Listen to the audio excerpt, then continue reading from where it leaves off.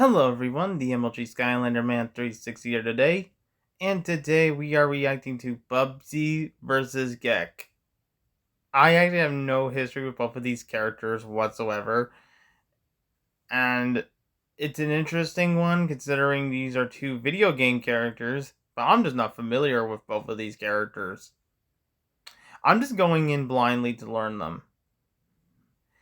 But anyway guys, without any further ado, let's begin the reaction.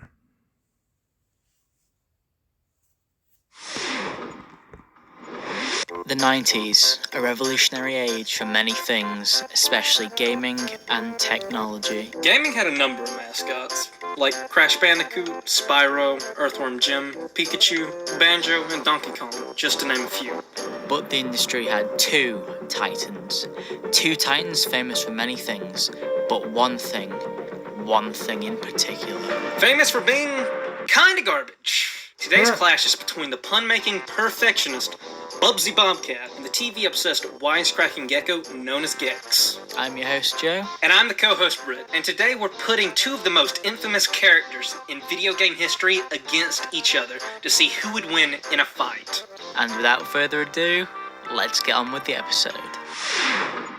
Maui is just one of the many beautiful islands in Hawaii, full of lush jungles, beautiful beaches, and it's also the home of Gex. Gex was raised here by his mother alongside three other siblings while his dad was a researcher for NASA. Gex was the oldest of his three siblings, so he spent most of his free time with his friends, surfing and throwing pies. But this would all change for Gex when his mother received a phone call from NASA letting her know that a rocket containing Gex's father had exploded in the landing pad due to a band-aid floating in one of the fuel tanks, ultimately resulting in all on board the rocket dying. Understandably, this shattered the hearts of Gex and his family. Gex's family dealt with their loss by crying and other things of that nature, but not Gex. No. Instead, he took a different route. He bottled up his emotions and took refuge in front of his TV to comfort himself. A little while would pass, and Gex's mother became very worried for him. She tried to separate him from the TV, but to no avail. She decided that a change of scenery would be good for Gex. So Gex and his entire family moved out to Encino in California to their new home surrounded by white picket fences as well as white supremacists. Whoa, you can't say that! That bit was straight out of the manual. Don't shoot the messenger. Let me see that! Oh, damn! Carry on. Even with the move to California, Gex was still glued to the TV. What the heck? His mother made the most obvious choice she could think to do and gave the TV away to I never knew about gypsies. that one. Once Gex found out about his precious TV being given away, he ran away, stating that he would never step foot in that TV-less house ever again. For a few months, Gex hooked up with local punks while he stayed in one of his friend's garages. And to make money during this time, Gex started doing errands for frustrated housewives. Doing errands? Yep. Oh, those errands. Moving on. Not long after running no. away, Gex's mother found him and informed him of the passing of his great uncle Charlie. Charlie had left his family with his fortune of $20 billion. Where did he get $20 billion? His uncle Charlie was the original model for the Izod shirts, and he had invested the money he made doing this back into the company. Damn infesting geckos. With all of this money, Gex's So it's pretty much like Gex's family decided to go on a shopping spree, doing things that you'd expect, such as buying Australia. Gex didn't care for things like that, however, so he made the decision to go back to Maui and buy the biggest house and fill it with the world's biggest TV set. In a matter of days, Gex was in front of his new TV set munching on a bowl of flies. Not much longer after this, Gex was bored of all the same programs that he'd seen millions and millions of times over. One day, while Gex was going through TV channels, a fly came by and Gex had caught it with his tongue. That fly was a metallic transmitter that was sent by Rez, the lord of the media dimension, who was planning on making Gex the mascot of his dimension. Shortly after swallowing the transmitter, Gex's remote jammed and his TV went blank. Before Gex could figure out what was going on, Rez grabbed and pulled Gex into the dimension where he had to go from channel to channel, collecting remotes so that he could shut off the channel behind him and eventually make it to Rez's inner sanctum. Once he'd made it, Gex and Rez battled, which led to Rez's defeat. However, this did not stop him from turning into a ball of energy and leaving. Gex escaped back into his house, where he promptly decided to retire from the public eye in 1996, and for 2 years he did just that. It was just Gex and his TV, but things would not stay like this forever. It all came to an end when two secret government agents showed up and began questioning Gex about Rez. Turns out that Rez had showed back up and was trying to take over all the TV channels. Gex was the only person that could stop him, and after being convinced with a briefcase full of cash and his own secret agent suit, Gex agreed to go back to stop Rez and foil his plans with complete media domination. Why the hell would you let yourself be convinced to get back into the media dimension? It's like the original Sword Art Online. Wait! Sword Art Online copied Gex. Why has nobody been complaining about this? It's a conspiracy, Joe! We need to reveal the truth about how the game industry plots have been taken and made into animes! Please just stop talking. Theories can come later. But Joe, if you die in the media dimension, you die in real life. But then there's the fact that if you die in the game, you die in real life. Don't you see the similarities? Shh. Okay. I'll be quiet now. So, Gex went through all the channels again, leading to another fight with the Rez, and Gex defeated him again by dropping a TV on him and trapping him in it. Gex confronted Rez, who was trapped in the TV, and tells Gex that he is his father, and that he looks the way he does because he fell into a scrap pile while trying to get free cable. Knowing this was a lie, Gex turned off the TV, trapping him inside of it. Gex returned home and the same thing happened a while later. He was watching the news, got contacted by Agent Extra who tells him she'd been kidnapped. He joins the dimension again, through an entrance in his Gex cave, and for a third time, goes through the channels, confronts Rez, defeats him. This time he kills him and explodes into tiny little pieces. Now that's a great way to end the story.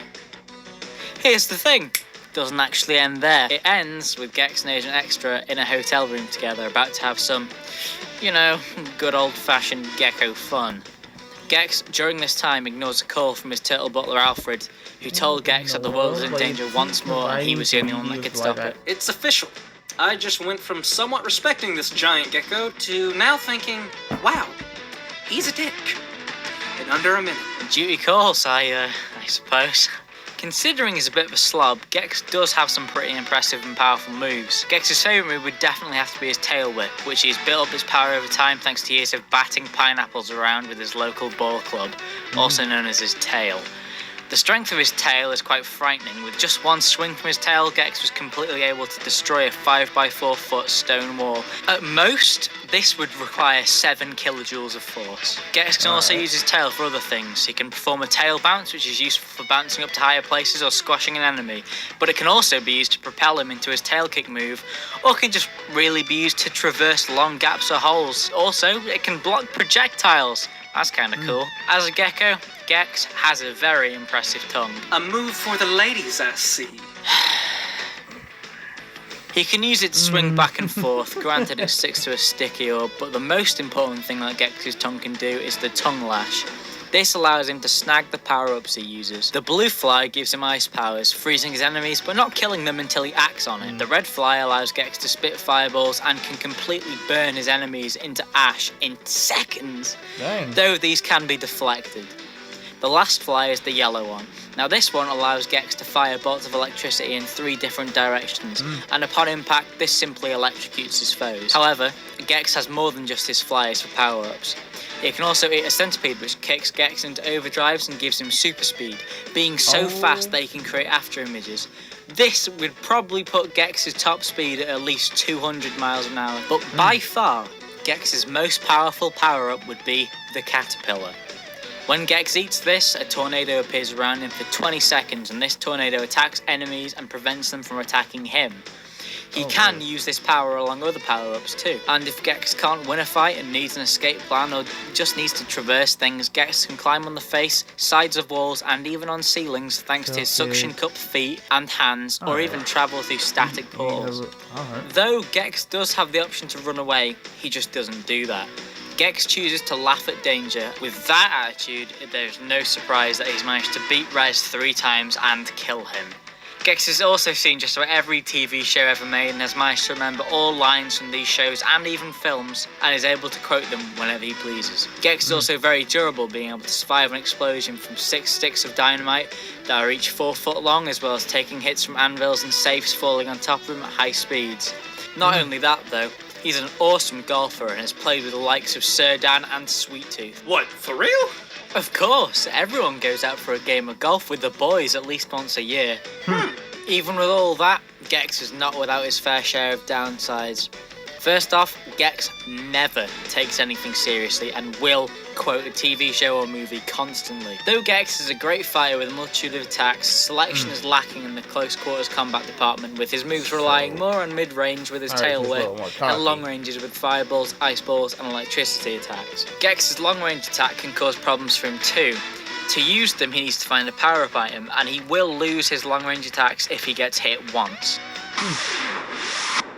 Brave, brilliant, beautiful. These are just a few of many words used to describe the great Bubsy Bobcat. Okay, Joe. Why ask me to show up today if you're just gonna analyze both characters? What are you talking about? Weren't you the one just talking? No. Hey, over here. Oh, if you're no. really persistent on You finding break the the fourth culprit, wall. you don't need to look much further. Dear God, we've been breached. I'm getting the gun. I told you my conspiracies were right. We know too much. They want us dead.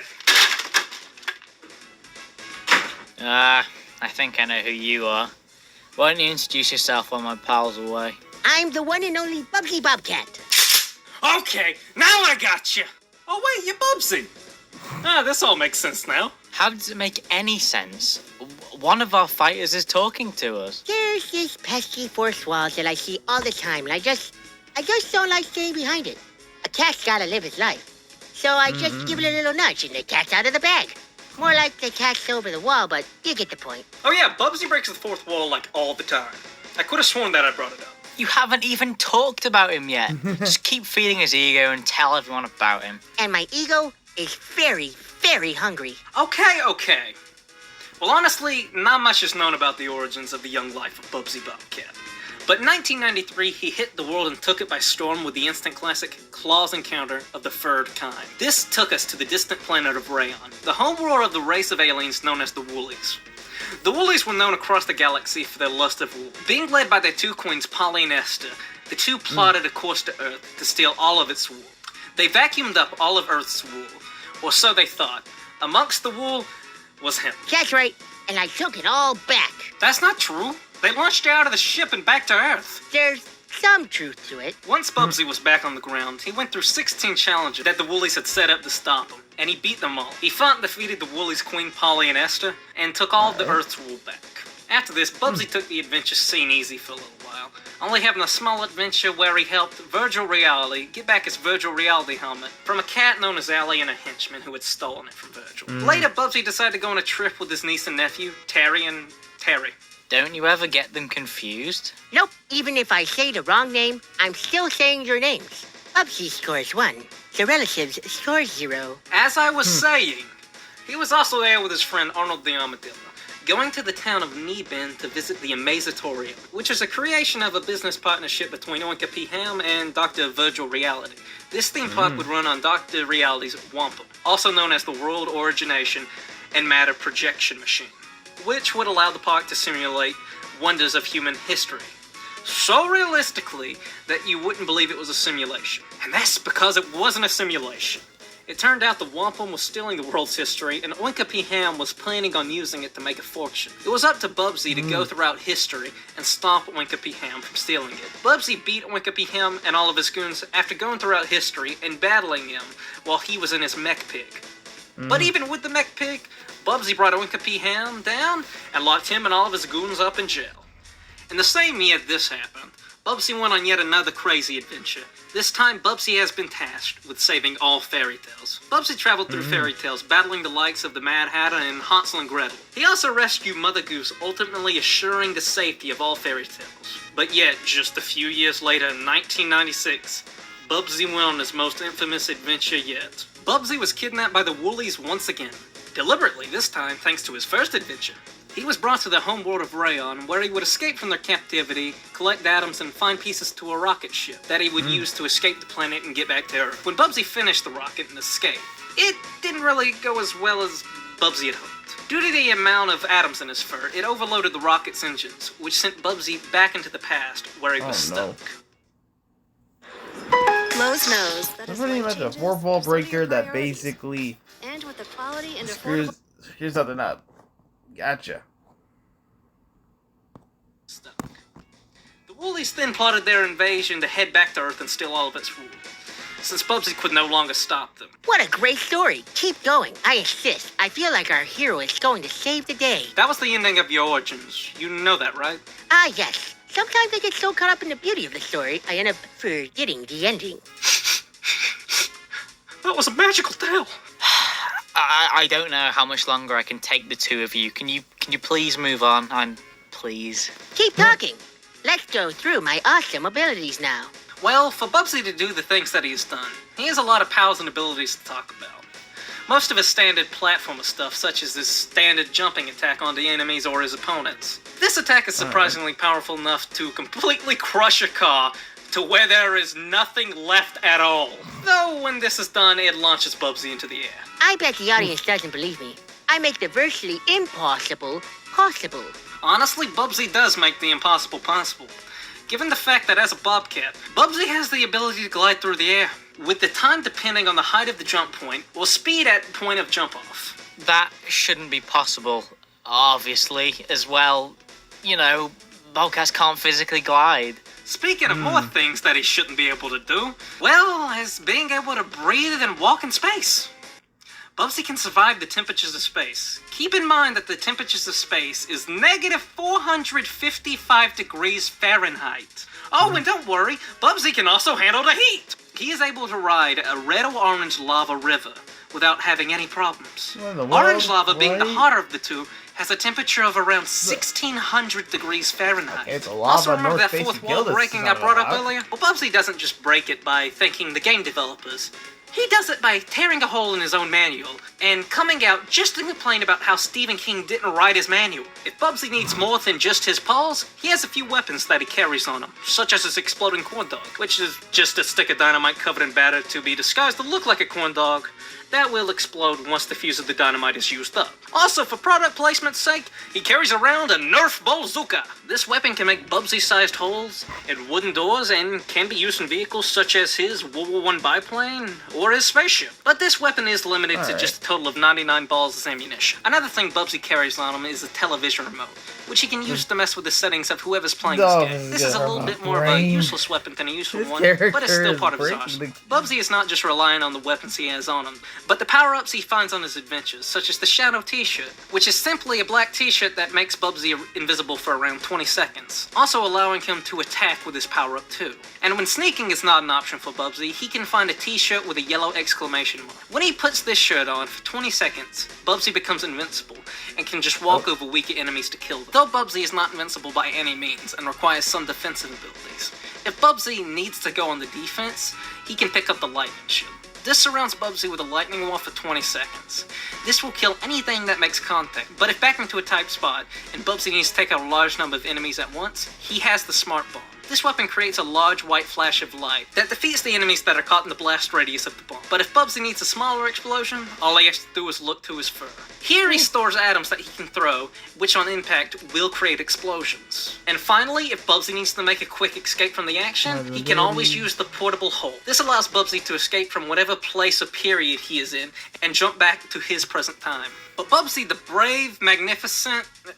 Joe, please stop him from messing up the script. I just thought that I would liven it up with some facts that you left out. Just pretend that he isn't here. Come on, that's what I do with you most of the time. Ouch, but alright. Bubsy isn't the kind of bobcat to run from danger. He has saved the world from Oinka P. Ham, and in the same year saved all fairy tales by rescuing Mother Goose.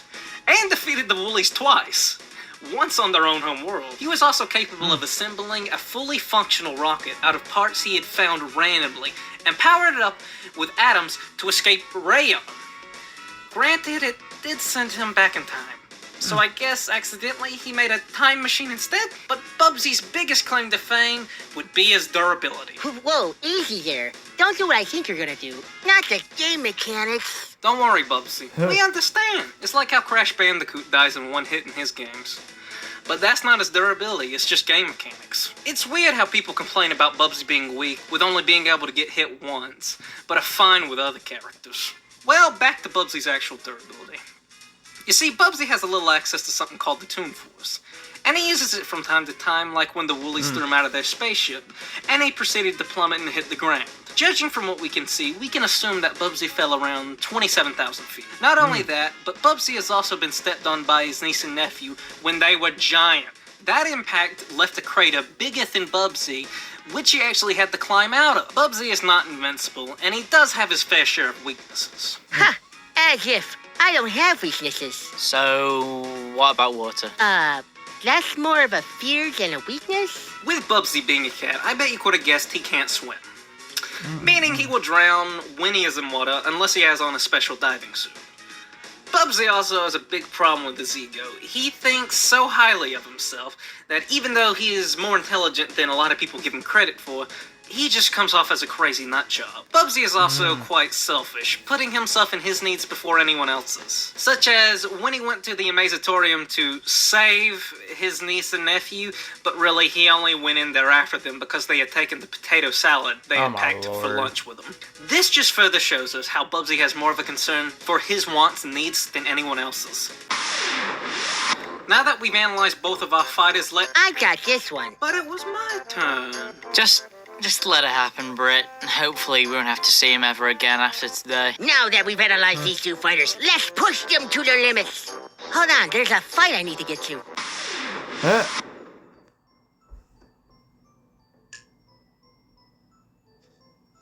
Ah, yes, Nostalgiaville. Population 1. What do you mean by nostalgia? Population 2? You look old.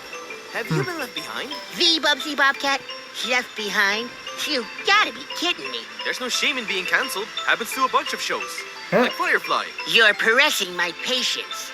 Don't make me turn you into a scratch post. I'll have you know that I'm returning next month for my new game. Pre-order link in the prescription box. That's it. Stop with the puns. It's tail time! Easy, Tiger. I've never fought a feisty lizard before. What could possibly go wrong? Limit break! Yeah. Oh lord, he's trying to stop. Look out! I hope you like product placement.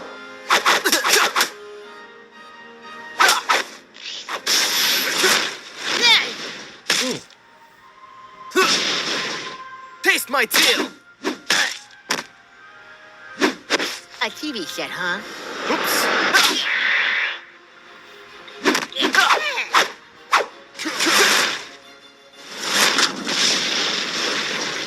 Dang.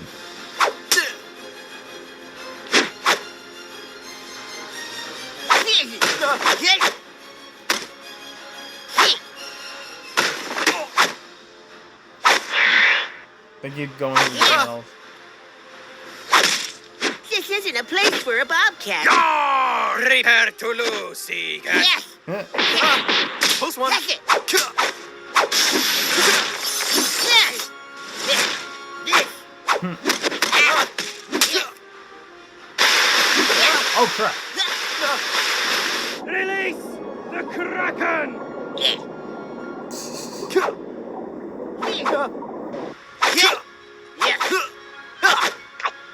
Try and hit me!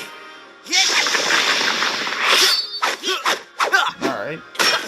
Well, he's in invisibility. Let's end this. It's time for a cat to show his claws. Nice try.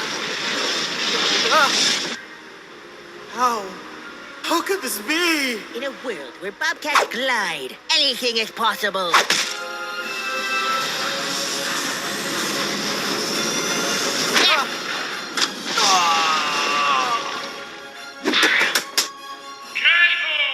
Christ.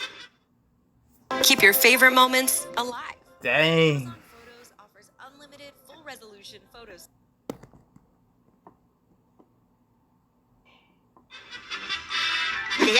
That's all, folks. Lord. The winner of this fight is Bubsy. Yes! Yes! Yes! That's right, admire me. This was definitely a very interesting matchup. Gex did take the versatility and strength advantage almost immediately, but Bubsy took durability, intelligence, ironically, and most of the other categories. Most of Gex's power-ups, such as fireballs, ice balls, and his lightning, Bubsy is fairly resistant to these moves. Fire resistance comes from the high temperature tolerance, as Bubsy can ride on lava rivers. His resistance to ice comes from Bubsy's resistance to the temperatures of space. And last but not least, Gex's lightning? You see, when Bubsy retrieved the virtual reality helmet, it short-circuited and electrocuted him, and it really didn't affect him at all. Don't get us wrong. Gex could certainly defeat Bubsy with these moves. It's just due to Bubsy's resistance to a lot of these elemental moves. But it's fairly safe to say that Bubsy could deliver the final blow before Gex, due to his resistance to his ranged attacks. Durability was pretty much the deciding factor for this fight. Most of Gex's impressive durability feats, like getting hit with an anvil at high speed or being blown up by the large sticks of dynamite, gave us the runaround for a very long time. This was until we realised that this happened on the Toon TV channel. In theory, Gex would have some form of temporary Toon Force whilst in this channel compared to if he was on Scream TV, which is the horror channel, or another channel. This was an incredibly tough fight to decide an outcome to, but after putting things together piece by piece, Bubsy's durability is a lot more consistent than Gex's. With Bubsy having more consistent durability and strength only slightly behind Gex's, hand in hand with all the other categories that Bubsy has over Gex, it is safe to say that the winner of this fight is Bubsy Bobcat. Oh, thank you. You are just too kind.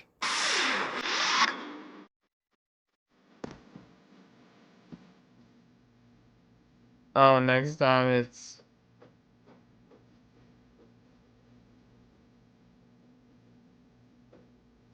another face versus Michael.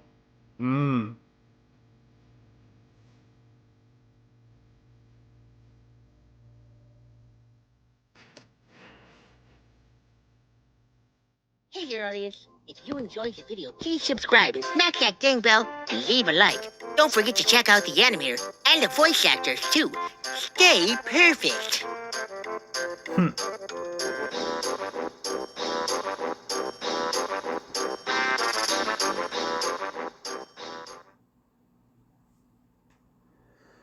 But yeah, that's interesting. As I kind of did say, I do not know these characters, and now I understand why. Because I guess the only thing with Gex I actually had to be impressed by that, yes, he goes into a TV, he gets to flip from channels that he's watched, he knows what to do and what to deal with. But it also comes down to Bubsy, where if he's a fourth wall breaker, you know he's gonna break every rule. I mean, literally the first beginning of that fight, he literally grabs the dang sign. So that even means with elemental powers, it would probably not work against him if he actually is clever. Though I can't believe he's not invincible, though. But it's impressive to know he's a fourth wall breaker. Anyway, guys, I will see y'all in the next one. Later.